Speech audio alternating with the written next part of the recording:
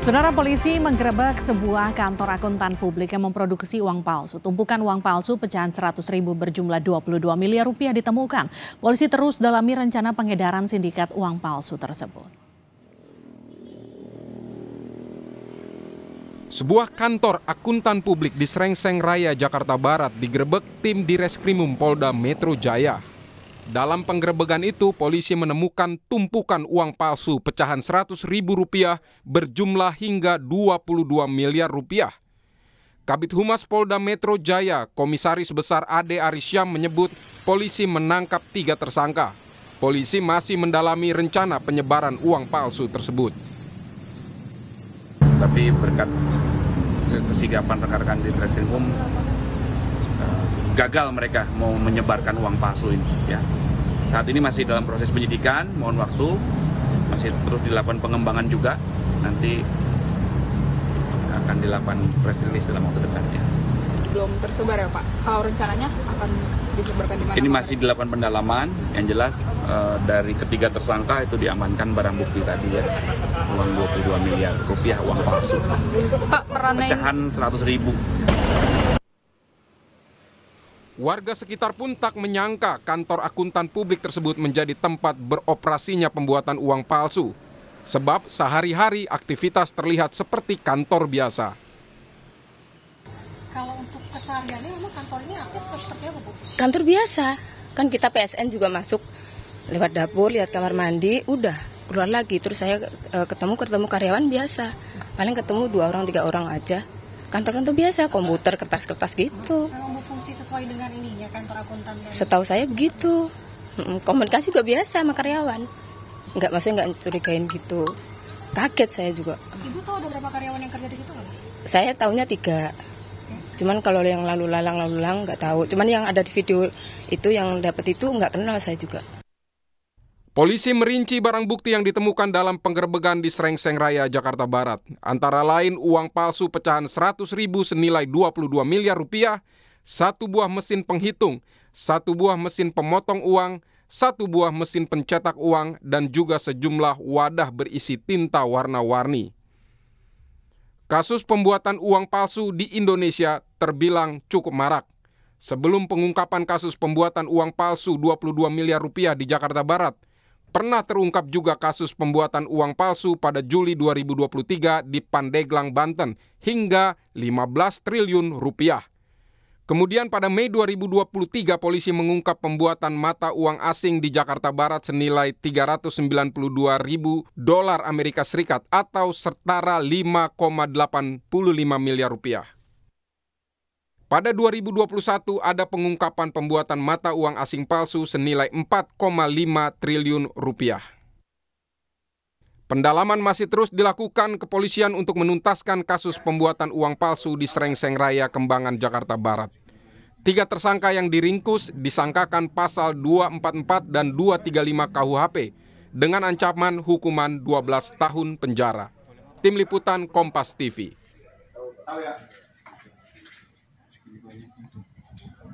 Saudara, kita akan bahas kasus produksi uang palsu di kantor akuntan publik bersama kriminolog dari Universitas Indonesia, Adrianus Meliala. Pak Adrianus, selamat malam. Selamat malam, Mbak. Pak Adrianus, ini kan jumlahnya saya bisa katakan fantastis, 22 miliar rupiah. Dan menurut Anda apakah ini produksi yang cukup masuk akal dilakukan hanya di sebuah kantor saja atau mungkin ini tersebar di sejumlah perkantoran lain? Jadi begini, saya sih lebih melihat ini sebagai suatu kegiatan rumahan di mana mereka menyediakan stok kertas ya dan barang cetak gitu, sehingga kemudian lalu dicetak secara maksimal, maka dapatlah angka seperti itu. Jadi dengan kata lain bukan angka itu dipatok harus demikian, tapi memang karena ketersediaan kertasnya, ketersediaan tintanya hanya sampai situ, ya. Oh, oke. Kemudian angka itu dicapai, begitu. Tapi kalau kita lihat dari hasil olah TKP, ada mesin pemotong uang, ada kemudian selain kertas, tapi dia juga punya beberapa alat yang dikatakan memang khusus untuk memproduksi uang palsu, menurut Anda ini sudah diproduksi secara lama dengan skala yang lebih besar atau seperti apa, Pak? Jadi jangan lupa bahwa Dewasa ini industri offset ya, atau di industri cetak mencetak itu maju sekali. Oke. Dengan mesin yang makin compact, yang makin kecil, kemampuan untuk mencetak hasil cetak yang lebih warnanya lebih keluar, dengan kertas yang lebih bermacam-macam, itu lalu lebih hebat Dewasa ini. Sehingga memang ini menjadi suatu tantangan bagi industri cetak yang rahasia ya, yang dalam hal ini misalnya dilakukan oleh Peruri, untuk terus menjaga mutu kertasnya, mutu cetaknya, dan juga kertasnya sendiri agar tidak mudah ditiru. Nah, di pihak lain dikejar oleh industri offset yang makin hebat dari sisi kemampuan teknologinya. Nah, maka ya wajar juga kalau kemudian lalu kecenderungan orang atau kemauan orang untuk memproduksi uang palsu makin tinggi, apalagi ketika misalnya ada kebutuhan uang yang besar di masyarakat, misalnya pada hari raya atau hari di mana misalnya mudik gitu ya, orang lalu kemudian cenderung untuk tidak lagi terlalu sensitif pada mutu uangnya ya, dan kemudian main terima saja ketika uang yang diterima atau dipergunakan sebagai transaksi adalah uang palsu begitu. Artinya kalau ada 3 orang yang ditangkap, Anda meyakini dengan kemajuan tadi industri offset ini, kejahatan ini dioperasikan hanya oleh 3 orang saja begitu? Saya yakin begitu ya, cuma tentu pemodalnya tentu lain lagi ya. Tapi kalau dari segi teknologinya cukup dilakukan oleh 3 orang dengan teknologi potong, lalu kemudian sisir. Nah, soal kemudian lalu menyebarluaskannya, nah ini soal yang lain lagi. Karena tentu dalam hal ini perlu ada satu usaha untuk menyebarluaskan, sehingga kemudian lalu tidak ketahuan, lalu mendapatkan uang yang asli sebagai gantinya, atau mendapatkan barang sebagai gantinya gitu ya. Itu tentu satu cara sendiri yang mungkin dilakukan tidak lagi oleh 3 orang ini, tapi juga oleh bantuan orang-orang yang lebih banyak begitu. Pak Adrianus, yang menarik ini kan penggerebekannya dilakukan atau produksi uang palsu ini dilakukan di kantor akuntan publik. Menurut Anda ini memang kedok saja atau memang ditumpangi oleh kegiatan tersebut? Saya kira tidak ya, ini lebih pada rumah yang sama disewakan kepada kantor akuntan publik, tapi kemudian juga disewakan lagi untuk secara diam-diam untuk tujuan yang lain. Jadi kembali lagi pada hakikat bahwa di industri offset itu sudah makin handy ya, maka dapat dilakukan dengan dalam satu ruangan biasa begitu ya, ruangan kecil saja, tapi tentu tidak bersuara, tidak ada aktivitas yang menarik gitu ya, maka bisa saja dilakukan di mana-mana. Jadi saya kira tidak usah dikembangkan ke soal KAP-nya. Tentu sebagai KAP maka tentu dia akan amat hati-hati ya untuk tidak kemudian terjerat dalam suatu tindakan melawan hukum sebagaimana dalam konteks UPAL ini begitu. Pak Adrianus, kalau kita lihat ini kan hampir setiap tahun, bahkan biasanya sebelum hari raya ya Pak, ini pasti ada penggerebekan produksi uang palsu.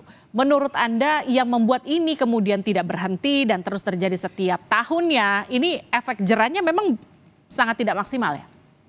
Saya kira tinggi ya, kalau dilihat ini suatu kejahatan yang bahkan sudah dianggap sebagai kejahatan yang masuk dalam kondisi darurat ya, sebab tadi dianggap bisa mengganggu kestabilan politik ya, dan keamanan negara begitu. Tapi tadi bahwa orang memahami bahwa pada saat-saat tertentu orang butuh uang tunai, orang cenderung untuk bertransaksi dalam jumlah besar dalam waktu singkat begitu ya, maka di situ lalu kemudian orang cenderung tidak hati-hati ya, tidak prudent dalam rangka memilih satu mata uang kertas, dan itulah lalu saatnya untuk kemudian menyebarluaskannya. Yang penting tidak ada politik ya, menurut saya, karena biasanya yang bahaya itu adalah kalau sudah ada politik, misalnya dalam rangka untuk menumpangkan rejim, maka kemudian uang palsu disebarluaskan, digelontorkan, untuk kemudian mengganggu ekonomi. Nah ini kalau ini sudah bahaya nih. Tapi kalau masih merupakan suatu tindak pidana yang memang orang mencari keuntungan di situ, itu saya kira masih dengan mudah dapat ditengarai, dapat diusut, dan diadakan satu kegiatan lidik dan sidik. Demikian. Oke, Pak Adrianus, 22 miliar rupiah ini kan yang diamankan pihak kepolisian. Artinya mungkin saja lebih banyak lagi yang sudah beredar.